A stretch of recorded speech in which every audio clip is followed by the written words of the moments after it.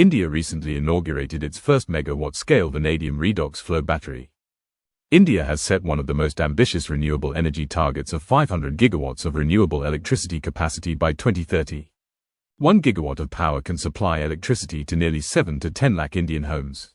So 500 gigawatts is enough to power every household in India and still leave surplus capacity.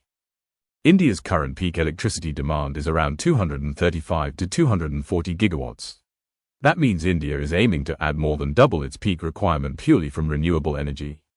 But here's the problem: solar works in the day, wind works when the wind blows, but electricity demand works all the time. And that brings us to the real problem. Before renewable energy becomes a reality, we must answer some uncomfortable questions. How do we store renewable power when the sun goes down? Can India rely on lithium batteries as storage for its future? What happens when those batteries degrade, fail or catch fire? Whether is India in the global race for storage technologies like vanadium flow batteries? These are not futuristic questions. They are questions India must answer right now. Lithium-ion batteries have become the face of modern energy storage, powering our phones, laptops and electric vehicles. They're efficient, compact, and perfect for short bursts of energy usage. But when we talk about storing electricity on a national scale for 6, 8, or even 12 straight hours, the weaknesses of lithium become impossible to ignore. A lithium battery typically lasts 5 to 10 years before its capacity starts to fall sharply. It loses efficiency with every cycle. It requires strict temperature control. And the risk of thermal runaway, essentially a fire that's extremely hard to extinguish, is a very real issue. We've already seen this around the world: the Tesla Megapack fire in Australia that burned for days, multiple large-scale energy storage fires in the US and South Korea, and repeated EV fire incidents even in India. These are real-world failures that highlight the limitations of lithium in grid-scale applications. And then there's the issue of mineral dependence. Today, India imports almost all the battery minerals it needs: lithium from South America and Australia, cobalt from the Congo, nickel from Indonesia, and graphite from China. If India relies solely on lithium for grid storage, then it is not solving the dependence problem at all. India is shifting from oil dependence to battery mineral dependence, a supply chain India does not control. To avoid this trap, the world is investing heavily in alternative long-duration energy storage technologies. This is where vanadium flow batteries come into the picture, a technology that has already reached multi-hundred megawatt scale in countries like China, the US, Australia, Germany, and the UK. China, in particular, is miles ahead. It operates the world's largest vanadium battery systems, including a 700 megawatt-hour installation in Dalian and a 1 gigawatt-hour system connected to a 1 gigawatt solar farm. These are massive, grid-stabilizing assets, not experiments. The US Department of Energy has also funded dozens of long-duration storage projects, many of them based on vanadium flow technology. Europe uses VRFBs for solar balancing, industrial microgrids, and even military facilities.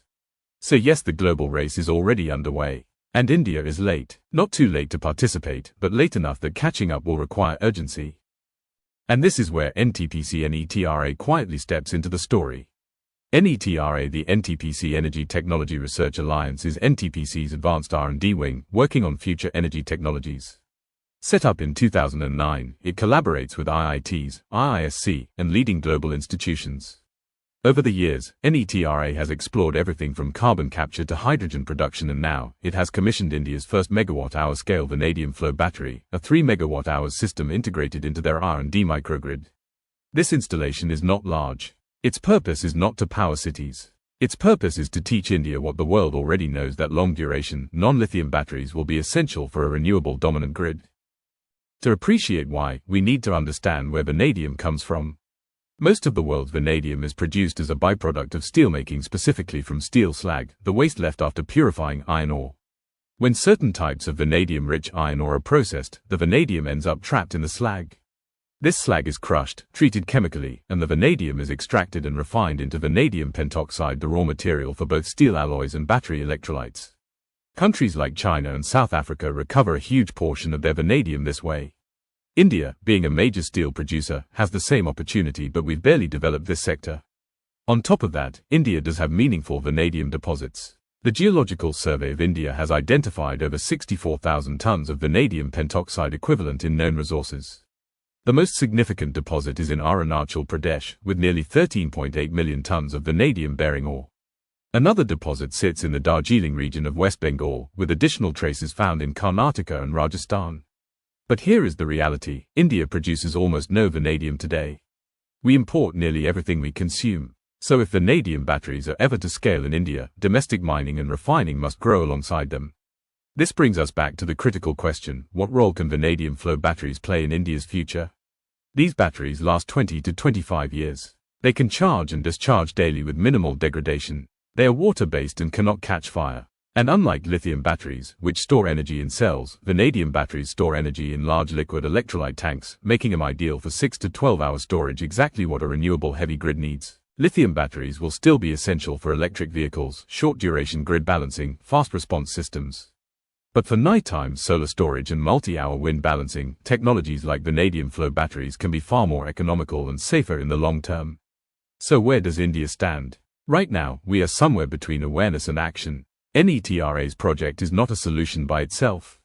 It is a signal, a small but important step toward evaluating a technology India cannot afford to ignore. If we scale this properly, India can build a fully domestic value chain: vanadium mining, vanadium refining, electrolyte manufacturing, flow battery stack assembly, and grid-level deployments. This could reduce import dependence, create new industries in the northeast, support renewable integration, and even position India as an exporter of long-duration storage technology.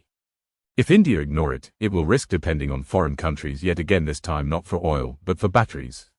India's renewable energy journey is no longer about adding solar panels and wind turbines. It is about building the infrastructure that makes those renewables reliable 24/7. And in that mission, energy storage is not optional, it is the backbone. The question now is simple: will we build that backbone ourselves, or buy it from others? Will India just observe the global shift to long-duration storage, or lead a part of it? The answer depends on what we do in the next 5 to 10 years. And the first step, however small, has already been taken.